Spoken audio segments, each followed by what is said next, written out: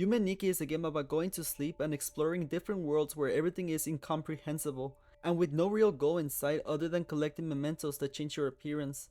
It's weird that a game about dreams is so interesting and engaging. You know, Tony Soprano once said, "Remember when is the lowest form of conversation." but oh god no. That is so not true. Apparently no one has ever brought up their dreams to Tony in the middle of a perfectly balanced conversation. You know, a perfect back and forth, a few laughs and giggles, and then all of a sudden, BAM! Yesterday I had a dream where there is absolutely no way to make my eyes roll harder than bringing up a dream in a conversation. Talking about dreams is literally the lowest form of conversation. At least the past did happen. Dreams? Oh, please do go on describing exactly what didn't happen at all. Oh, this person who you never even spoken to was in your dream? Jeez Louise. Never had that happen before in a dream. Alright, my rant is over. Seriously, dreams are interesting because sometimes they mean something, other times they don't. And other times they look like your brain started to melt and piece together a story, and you can't tell why, but for some reason it reasons with you. Well, that's kind of what Yume Nikki is. It's honestly more of a psychedelic trip than a dream. Seriously, a dream won't have you looking at these many shapes and colors. Yume Nikki is a game that I've known for ages. The first time I remember hearing about it was in a top 10 scary Easter eggs, and for that reason I thought it was a horror game. And recently I started seeing it all over my feed. Well, mainly the sick animation someone made. So I started playing thinking it was a horror game, and I played it at like 2 AM, and to be honest, the fact that I wasn't sure whether it was a horror game or not kinda scared me. It kinda made me take in the unsettling music and world a bit differently than I would have if I'd known there would be no jump scares. There's no jump scares or anything. It kinda proved to me that the world building and music works at portraying to be lucid in a dream. So I'm very familiar with dreams because I usually have bad dreams. Like, I have the weirdest experiences with dreams. One day all of a sudden I just started having like lucid dreams all the time. You know what's crazy about last night's lucid dream? It's that the only reason I realized I was in a dream is because the dream was about me going to like Japan, because I was just there like 3 weeks ago. But then I saw my friend in the dream and I'm like, wait a minute, you're broke. How the fuck are you here with me? And deadass, that's how I realized I was dreaming. When I realized I'm in a dream and then I look at people and then I'm like, oh shit, you're not real. It is the weirdest feeling ever. I have like, it's like really uncanny. I know it's not them, but they're there. Being lucid in a dream is actually kind of scary in real life. And this kind of really does replicate that fact. I don't know why I just get them so often. Look, I'm not trying to sound like a hypocrite talking about dreams after I said it sucks to talk about dreams. So why am I mentioning this? It's because Yume Nikki perfectly replicates being in a dream. So perfectly that what makes no sense makes sense, down to the uncanny feeling it gives you. Alright, so I had no idea what this game was about. All I heard was, it's not really a game, it's an experience. And that is a true statement, but I feel like I underestimated just how little of a game this is. See, you explore different rooms to collect items called effects. Problem is that I read somewhere that you are supposed to use those specific effects in situations to get other effects. For example, if you talk to a guy, normally nothing happens, but in theory, if you had a specific effect activated, they might give you something. And that's basically what my thought process was. Like, okay, I've sort of seen this before in other games. It's a walking game, yes, but quote-unquote gameplay is interacting with the world. Using these effects, you can see me going up to things and switching between effects until something happens. And I'll do that for literally everything. See, I heard that the game was very cryptic and that you need a guide to beat it for sure, but I wanted to give it a try. I think instead of searching up a walkthrough, I might just search up what these do individually, just to see if I can figure something out. I don't want to like search directly into a walkthrough, that's kind of too easy. But again, I underestimated how little of a game it is. Apparently the game is really short, like 1 or 2 hours long. For me it was 10. I stayed true to no guide until like the very end. Eventually after like 6 hours is when I started to realize that when people said it's not a game, they meant that. I've heard this being said for other games before, but here it's like actually a fact. I started to be like, this game is so bizarre that the gameplay is actually not even a thing. It's like it's part of the dream. Like I was going up to stuff and trying out many different effects to see if something happens, because that is my gamer instinct. But at the same time, my normal instinct was like, what the hell are you doing? You know this is a dream, so this is useless. It was such a weird thing. It was like if it was breaking the fourth wall for me. Like it was telling me I wasn't an owner of the dream or anything like that. I was part of the dream. Like all of a sudden, after hours of using my dumb effects thinking this is the gameplay, my mind just went, bro, you are in a dream. There is no logic. There is no reason why you should expect for any of these effects to do anything. So trying to use them on green creatures and stuff is useless. Without there being a logic in this world, there is no point in being logical. And that's when I finally stopped using and trying all these effects and stuff. This is what made the game really feel like a dream, because there truly was no logic behind the gameplay. Yes, there are a few exceptions where you do need to use the effects, but like 90% of them are just useless. They seem to have a gameplay purpose, but they don't. For example, with the frog one, you can jump in place, so I thought maybe there was a spot where I need to jump in. But no, it's just cosmetic. And with the demon one, when it's raining, you can use the thunder, so I thought maybe there was something or someone that I needed to wake up or electrocute, but no. Oh, maybe if I make it rain, and then I make it thunder, she's gonna wake up because of the thunder.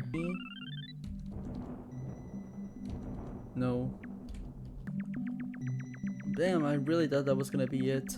I was trying to find a use for all of these effects, but there is none, because there is no logic in a dream. So I ended up wasting my time trying to find logic in how these effects would work on something. By examining certain spots. So where are the certain spots? Do I just find them? Can I interact with this creature? This amphibian creature? What those certain spots mean? Is there like a specific area, or can it just be anywhere? I feel like I have to come back here with a effect to wake her up. Can I get off this chair? See, I have effects and stuff apparently. Hold up. But like, what do they do? Like, what does becoming a lamp do here? How am I supposed to do how am I supposed to know what effect is good for what area? There has to be something you get in each door, because then I don't see a point of having a door that's nothing. Or maybe I'm thinking too much about this game. It's supposed to be dreams, but I don't know what's going on. My idea with the head is that eventually I'm gonna be able to like go underneath stuff if I'm using it. Why is there a heart on my save file?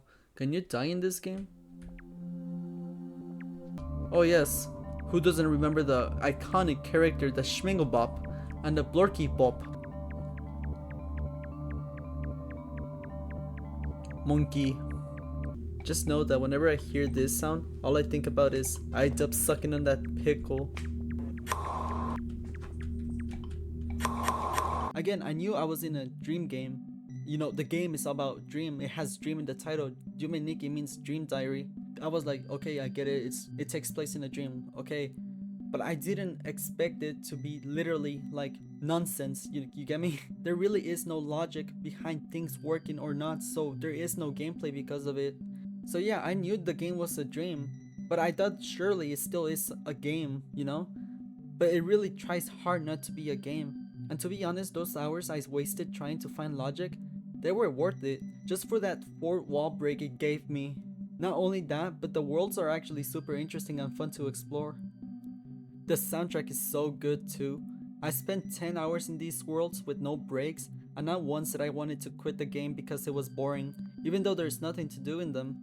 I started at 2 AM, and I didn't quit till like 12 AM. The only reason I wanted the game to end was because I was getting tired in general. I wanted to go to bed, and you can hear it in my voice near the end. I seriously cannot praise this game enough for creating an interesting world to explore that perfectly captures the idea of a dream and is fun to just walk in for hours. Not only does it look like a dream, it feels like a dream, and it literally plays out like a dream where you think you're doing something but there's just no point to any of it because it's a dream. So what's the actual game like? I think what I said here perfectly describes the actual gameplay. And honestly, it's gotten so bad. I'm like 19, I have like 5 more left. That at this point, it's like finding a needle in a haystack. It's literally impossible. Yeah, it's like trying to find a needle in a haystack. So you enter a door and now you're in a dream world. The problem is that this world loops in itself, and every world does. So you can have a really small world that loops in itself or a huge world that loops in itself. And since a lot of times it's just a bunch of empty space or nonsense, it's really hard to orientate yourself. A lot of times I thought to myself, oh, if I go this way, there's this specific door that leads to this other place. And the next time I needed that door, I'm like, okay, it's a straight line from here, and miss it somehow. I would end up in the same place because it loops in itself. So yeah, trying to find one specific thing, like a mob that has an effect that you need to beat the game, is super hard. Now that would be okay if it was just always one world, but there are more like rabbit holes than worlds. You go into one world, then end up in another, and then another, and then another, and you get what I mean. And they always keep looping in themselves. And maybe you might even get a maze, and these mazes are huge. So imagine you're finally done and now you need to find one last effect, but it's way deep in a rabbit hole. Talking about 6 doors, 2 mazes, and now just finding it around in a world that loops in itself. It gets tedious, especially when a lot of these rabbit holes literally have nothing in them. It's just exploration. So a few times I went super deep in the rabbit hole. Okay, that sounded kinda sus. Anyways, and I was like, God, I hope I never have to come back to here because I don't know how I even got here.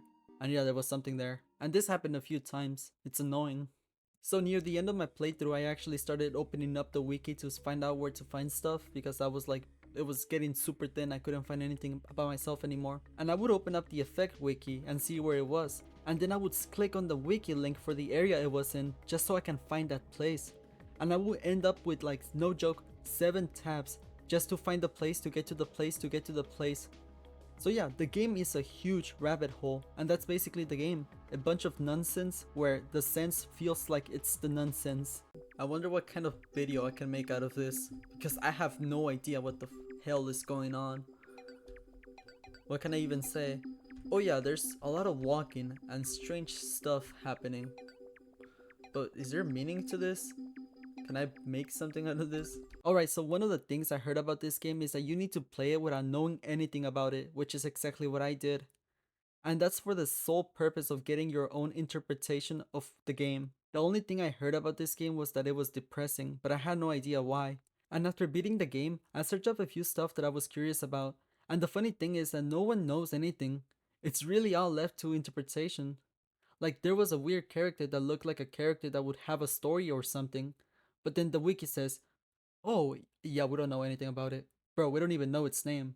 There's only like 3 things in the whole game apparently that have a name. And the only reason you know they have a name is because it's in the code. And that's basically the wiki for everything. So I was searching up stuff, but I didn't want to get spoiled because I wanted to give you guys my perfect unbiased perspective and interpretation of this game, even if it's absolutely complete nonsense or wrong. But as it turns out, I couldn't have gotten a perfect interpretation of the game even if I wanted to. So that's what I'm gonna do. I'm gonna tell you what I thought about the game. So for a while now, I felt like obviously things didn't make sense. There was a bunch of items that made it seem like this was about a personal depression specifically. Like it was trying to tell a story about this girl whose name is Madotsuki. So my first instinct was how she was depressed. And all of these effects slash items we gather represent some of her insecurities or even told us a story of what happened. So you have a knife, which it's pretty obvious what it means. You have multiple wigs, multiple appearance changing effects. So maybe it has something to do with body dysmorphia. But then you have lamp and traffic light and neon. It makes no sense. How do these fit in with the rest? We're gonna put those on the side for now because yeah, it gets really complex. So to me, the effects kind of tell a depressing story when you put them together. But we don't know anything about Madotsuki. We get no personality from her, but a few exceptions. And I noticed some of them, like how she always wakes up outside in the balcony. Also notice how they always spawn me outside. I think that's on purpose. I'm starting to think this is like her depressive episode and she jumped off. That's why she starts from there. And this is like her limbo or like purgatory or something like that. Oh, when she goes to sleep, she covers her head entirely, almost like she's hiding. Especially because in literally any other JRPG with beds, because in those games you for some reason always start out in your room and it always has a bed. They always have the same way of getting in bed. You walk up to it and your head is always exposed because it's just an illusion. Also notice how she hides in her bed. She doesn't like sleep with her head out the thing, the blanket. I think that's done on purpose, definitely, because a lot of games like these, they just have you walk into the bed, and then if you look down, it looks like you're like in the bed. But this one, it's like you hide in the bed. How the only time we see her eyes open is when we use the cat effect action, and her eyes are red, like she has been crying.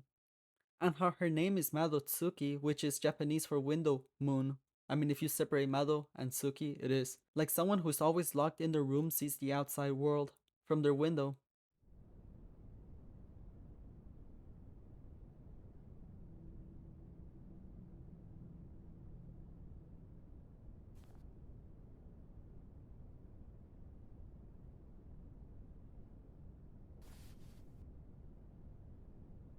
I think it's pretty obvious it's telling us that she is depressed. So what do the worlds mean in general? We see weird creatures and weird things moving in the background with no meaning. Well, I honestly couldn't tell you what they mean or represent, and I think that's when a lot of the dream comes to place.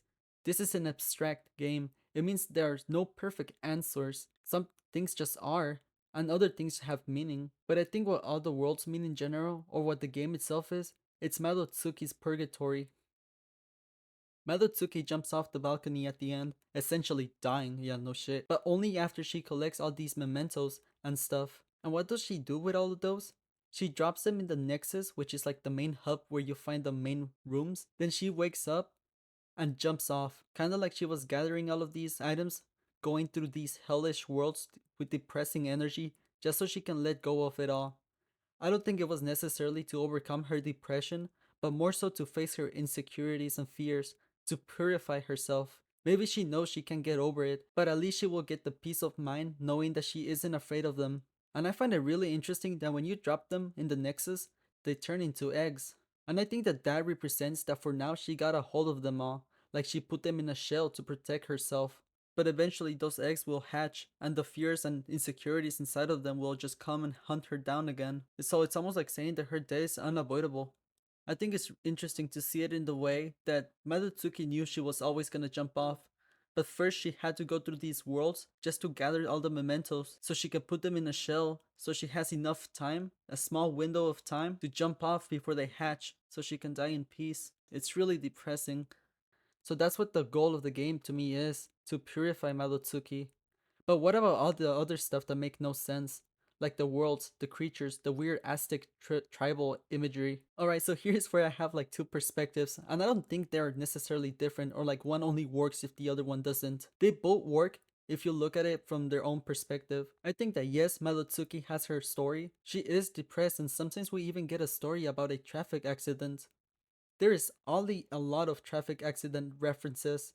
I mean, there is a traffic light and a dead guy at the forest, and these kind of stick out like sore thumbs. These are one of the only times where we can make out a scene or story. So maybe we can make out that Malotsuki was involved in a traffic accident, and this somehow guilt trips her into depression, and then everything else comes into place. But then the body dysmorphia kinda wouldn't fit. I mean, maybe the accident led her to those other insecurities, but here's where my second perspective comes. I think Malotsuki isn't supposed to be a character.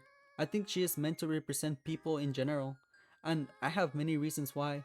First of all, the name Malotsuki kinda gives it away. Someone who sees the moon only from their window. That can literally be anybody, but obviously it's targeting people with issues. And then you have the neon and faceless effects. The faceless effects can represent a lack of identity, which works as another addition to represent her depression, but also tells us that she has no identity. She isn't supposed to be someone. And the neon is like being the standout in a crowd. Obviously, it's literally the opposite of the faceless one. But I think it's trying to tell us that she doesn't like that. So it's more like she wants to blend in with the crowd, be the crowd. So just be someone. So these two kind of tell us that she is supposed to represent people in general. Now for the tribal shit, that kept confusing me because it was all over the place. So I'm not a huge history buff or anything like that. I don't know anything about tribes or Aztecs or whatever.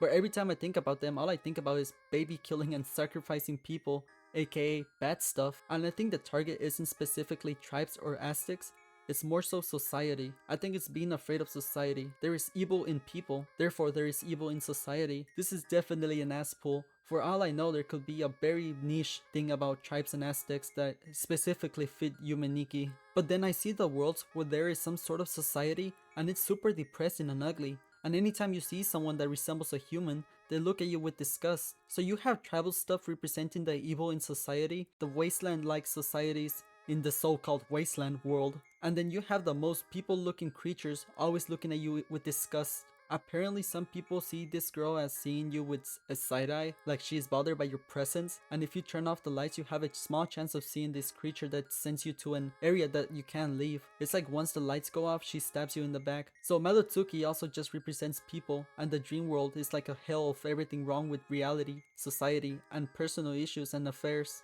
So I think this whole game is a mix of these perspectives along with nonsense cause it's a dream. Malotsuki is a character sometimes, so the developer of the game has something to work with when he wants to talk about something personal, because if you want to talk about personal issues, you need a character to put those personal issues in. Other times she represents no one, or just people in general, to make references to the depressing parts of the world and the reality itself as a whole. Other times she represents both at the same time. Again, the game is abstract, there is no perspective to look at it from, so all these things blend in together. It's like Schrodinger's cat, but you can't open the box and it's not a box, it's a Rubik's Cube. I also think that the fact that the developer is anonymous, or at least stays away from the public, is perfect.